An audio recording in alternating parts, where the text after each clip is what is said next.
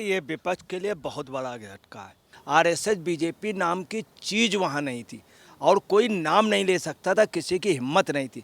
ऐसी जगह बीजेपी ने परचम फैला लिया, बहुत बड़ी बात है। जो धनपुर सीट है विधानसभा पे, वहाँ से बीजेपी का आदिवासी जीता है और आदिवासी जो जीते हैं बिंदु देवनाथ, उनको 30,117 वोट मिले हैं और वहाँ पे सारा विपक्ष चेक हो गया था, उनको 11,146 वोट। इतने हैवी मेजॉरिटी से जीतना मतलब आप समझ लीजिए कि 3 गुना ज़्यादा वोट मिलना धनपुर से। और बॉक्स नगर जैसी सीट पे जीतना बहुत बड़ा मैसेज जा रहा है कि बॉक्स नगर नक्सलियों का गढ़ रहा, कम्युनिस्टों का गढ़ रहा, कांग्रेस का गढ़ रहा। कांग्रेस का इतना ज़बरदस्त गढ़ था कि आप पूछे रहे, जब भी नेहरू जी गए, इंदिरा जी, जिस समय इंदिरा जी 75 में वो हो गई, सत्ता से विमुख हो गई 77 में, उस समय सबसे पहले त्रिपुरा ने दिया। त्रिपुरा में सबसे ज़्यादा अधिवेशन कांग्रेस के हुए और उस जगह पे, और वहाँ के लोगों ने ये जो दिया, मैं आपको बता रहा हूँ, ये बात दूर तलक जाएगी। त्रिपुरा में 2 सीटों पर जो उपचुनाव हुए हैं उसमें बीजेपी ने दोनों ही सीटों पर ऐतिहासिक जीत हासिल की है। जी हां, सीपीआईएम के गढ़ में बीजेपी ने सेंध मारी है और दोनों सीटें अपने नाम कर ली है। आईएनडीआईए गठबंधन के लिए ये बहुत बड़ा झटका है, क्योंकि पहली चुनावी परीक्षा जिसमें इंडिया गठबंधन हार चुका है। इस पूरे मामले पर विस्तार से बातचीत करेंगे वरिष्ठ पत्रकार अजय जी मेरे साथ हैं। अजय जी, बहुत बहुत स्वागत है आपका। 2 सीटें थी और दोनों सीटें बीजेपी ने जीत ली हैं। ये बहुत बड़ी जीत इसलिए मानी जा रही है क्योंकि सीपीआईएम का गढ़ था। आपको क्या लगता है कि त्रिपुरा में ये जीत कितनी अहम है और आने वाले वक्त में जो चुनाव होंगे उसमें ये जीत कितनी अहम भूमिका बीजेपी के लिए निभाने वाली है और कितना बड़ा झटका विपक्ष के लिए है? देखिए, ये विपक्ष के लिए बहुत बड़ा झटका है।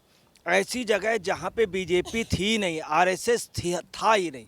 मैं आपको बता रहा हूँ, जिसमें अटल बिहारी वाजपेयी थे, उस समय आरएसएस के 8 कार्यकर्ता हैं, उनकी बॉडी प्रधानमंत्री नहीं पा पाए थे। प्रधानमंत्री जी अटल बिहारी वाजपेयी की सिर्फ ये रिक्वेस्ट थी वहाँ के शासन से कि किसी तरह से बॉडी दे दीजिए। अभी तक जो पूरे हिंदुस्तान में जो सबसे अधिक समय तक जो चीफ मिनिस्टर रहा कम्युनिस्ट के सरकार थे, वहाँ कम्युनिस्टों का गढ़ था और आपको बता रहे कांग्रेस का गढ़ था। आरएसएस बीजेपी नाम की चीज़ वहाँ नहीं थी और कोई नाम नहीं ले सकता था, किसी की हिम्मत नहीं थी। ऐसी जगह बीजेपी ने परचम फैला लिया, बहुत बड़ी बात है। दूसरी आपको बता रहे हैं कि वहाँ पे जो मेन जगह है वो बॉक्स नगर मुस्लिम बाहुल है।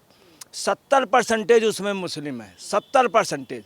दूसरी आपको बता रहे हैं कि बॉक्स नगर नक्सलियों का गढ़ रहा, कम्युनिस्टों का गढ़ रहा, कांग्रेस का गढ़ रहा।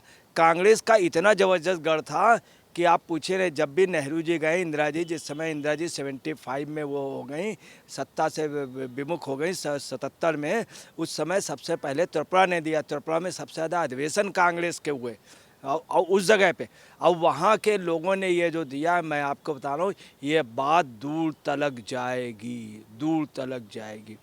हिंदुस्तान के इतिहास में जब भी कोई हुकूमत ने अगर राज किया है, उसका संकेत त्रिपुरा से मिला है, उसका संकेत त्रिपुरा। जब जब कांग्रेस केंद्र में रही है तो त्रिपुरा में कांग्रेस का शासन रहा। जब कम्युनिस्ट रही तो कम्युनिस्ट ने पर्दे के पीछे सरकार चलाई। मैं अजय जी आपसे ये भी जानना चाहूंगी कि इन दोनों सीटों पर किसने जीत हासिल की है, कितने अंतर से जीत हासिल की है, ये भी कुछ जानकारी जो है दर्शकों को दें। देखिए, आपको ये बहुत बड़ी ताजुब की बात बता दे रहे हैं कि बॉक्स नगर में इनका जो कैंडिडेट जीता है तफाजुल हुसैन, मुस्लिम है, और वहाँ से जो सीपीएम का लड़ा था वो भी मुस्लिम था और सारे कैंडिडेट मुस्लिम थे।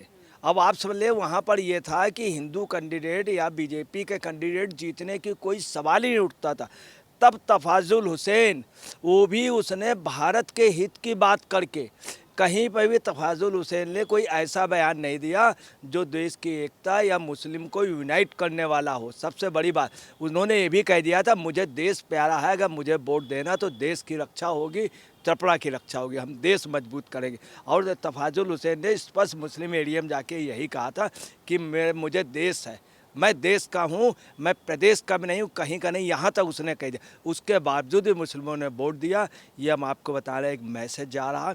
अभी यही पोजीशन जामनगर में हुई, जामनगर के 40 में। लेकिन एक और सीट है, एक और सीट है, इसके अलावा धननगर की सीट है, उसका भी आंकड़ा जरूर आप बताएं। बिल्कुल बिल्कुल।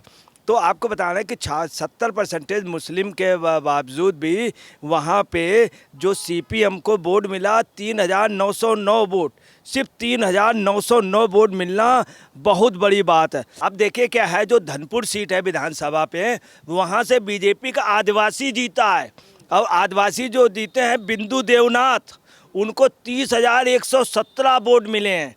और वहाँ पे सारा विपक्ष चेक हो गया था, उनको 11,146 वोट।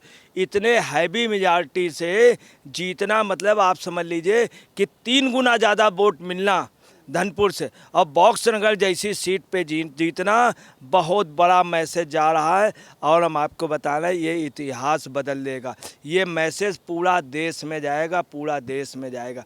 मैं आपको बता रहा हूँ सन 1967 के लगभग 66-67 में सबसे पहली विपक्ष की जीत त्रिपुरा से हुई थी। त्रिपुरा में एक एमएलए जीतने से 10 राज्यों की सरकार कांग्रेस की पलट गई थी। यूपी में सम्मिश्र सरकार बन गई थी, हरियाणा में बन गई थी, तमाम जगह बन गई थी। और सिर्फ उसके बाद जब कांग्रेस आई है तो कांग्रेस की जीत की वजह ये रही सन 1971, सन 1984 और राजू जी के मरने के बाद सिर्फ त्रिपुरा में जीत। त्रिपुरा का मैसेज पूरे देश में जाता है। देश जो आज़ाद हुआ, त्रिपुरा का जो अधिवेशन हुआ था, वहाँ से कांग्रेस मजबूत हो गई, अंग्रेज भाग गए थे। तो त्रिपुरा आपको बताना है, त्रिपुरा पूरब का द्वार है, त्रिपुरा पूरब का द्वार। आपने कहा कि त्रिपुरा जो है वो पूरब का द्वार है, आप नॉर्थ ईस्ट की बात कर रहे हैं। मणिपुर के मुद्दे को लेकर खूब हंगामा, खूब नारेबाजी, प्रधानमंत्री को अपशब्दों का इस्तेमाल, उनके लिए तमाम तरीके के हथकंडे अपनाए गए। लेकिन ये चुनावी नतीजा, आपको क्या लगता है कि मणिपुर पर भी कहीं ना कहीं जवाब जो है विपक्ष को मिल चुका है? नॉर्थ ईस्ट का ये जनता का जो संदेश है वो साफ है कि बीजेपी के हक में फैसला आया है, तो ऐसे में प्रधानमंत्री पर पूरा भरोसा है। देखिए मैं आपको क्लियर कर दूं, त्रिपुरा और मणिपुर बिल्कुल एक राज्य है। आप इनको सबको एक ही मानिए। दोनों आप समझ लीजिए, आप एक सिक्के के दो पहलू हैं। दोनों आप समझ लीजिए, दोनों जो हैं आप समझ लीजिए कि उस एरिया का दिल है, और दोनों मिला करके एक है। त्रिपुरा में इनकी आबादी है, इनके लोगों की, उनकी, और दोनों लोगों में बड़ा सामंजस्य है। त्रिपुरा और मणिपुर में कभी कोई झगड़ा नहीं हुआ, और इतना जो वहाँ डिस्प्यूट हुआ मणिपुर का, उसका त्रिपुरा ने उसको कूल करने की कोशिश की। अब आपको बताना है कि ये मैसेज गया है कि मणिपुर का इशू वहाँ पे कुछ नहीं है। ये कह रहे थे असम पूरे उस पर आग लगी हुई है, नॉर्थ ईस्ट के सारे, कहीं कुछ नहीं। मणिपुर का काफ़ी पॉपुलेशन यहाँ रहती है बॉक्सनगर में। सबसे आपको क्लियर कर दूँ, बॉक्सनगर में और धनपुर में, धनपुर में लगभग 20% आदमी मणिपुर का है, 20%। और मणिपुर के मोस्टली पॉलिटिकल लोग वहाँ रहते हैं। तो आपको बताना है ये INDI के आप समझ लीजिए कि ये एक चपत हो गई है, और इतनी बड़ी चपत कि INDI गठबंधन पूरा त्रिपुरा में सब एक हुआ, सारे राज्य का, नॉर्थ ईस्ट के सभी राज्यों ने मिल करके, और मणिपुर का इशू ही सबसे ज़्यादा उठाया गया। जो भी लीडर कम्युनिस्ट का गया, जो भी कांग्रेस का गया, उन्होंने मणिपुर का ही वहाँ पे लगाया। वहाँ वीडियो दिखाए गए, सबसे ज़्यादा जो वीडियो दिखाए गए हैं, जिस लेडीज़ के साथ वहाँ पे बदतमीजी हुई थी मणिपुर में, उसके वीडियो वहाँ दिखा के उभारा गया।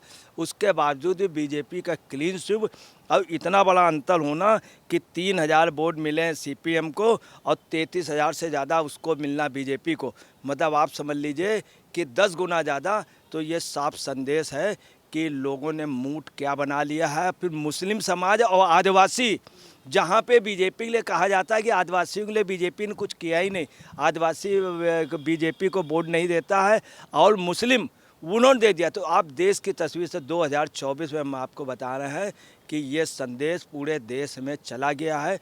और मैं आपसे फिर कह रहा हूँ, हमेशा अंगड़ाई जो ली है त्रिपुरा ने ली है। नेता सुभाष चंद्र बोस को त्रिपुरा ने वो किया था, त्रिपुरा ने। त्रिपुरा में उन्होंने जाके फॉरवर्ड ब्लॉक का गठन किया था। अब वहाँ से महात्मा गांधी नेहरू का मुकाबला कर लिया था, उनको हरा दिया था कांग्रेस के अंदर, बुरी तरह से हरा दिया। जबकि त्रिपुरा में जा करके गांधी जी ने रो के कहा था पट्टाप सीतारामैया की हार मेरी हार होगी, उसके बावजूद भी गांधी जी हार गए थे नेता सुभाष चंद्र। तो हम आपको बता रहे हैं पूरब का दरवाज़ा है, सूर्य की रोशनी वहीं से निकलती है। हमें लगता है कि सूर्य की रोशनी निकल के कहीं कमल को खिला ना दे। तो साफ तौर पर त्रिपुरा की इस जीत को लेकर वरिष्ठ पत्रकार अजय जी का यही कहना है कि त्रिपुरा जो है वो कहीं ना कहीं वहां से एक रोशनी अब फैली है इस जीत के साथ, और बीजेपी का कमल खिलाने के लिए ये तैयार है, क्योंकि 2024 का लोकसभा चुनाव है जहां पर विपक्ष के लिए ये बहुत बड़ा झटका है ये हार, लेकिन वही बीजेपी के लिए ये साफ संकेत है कि दरअसल नॉर्थ ईस्ट में अब बीजेपी का कमल खिलकर रहेगा। मणिपुर जैसे मुद्दों को लेकर जो सियासत विपक्ष कर रहा था उसे भी आईना दिखाने का काम अब त्रिपुरा की जनता ने किया है। फिलहाल आपकी इस पूरे मामले पर क्या राय है हमें कमेंट बॉक्स में जरूर लिखें और चैनल को सब्सक्राइब करें। धन्यवाद।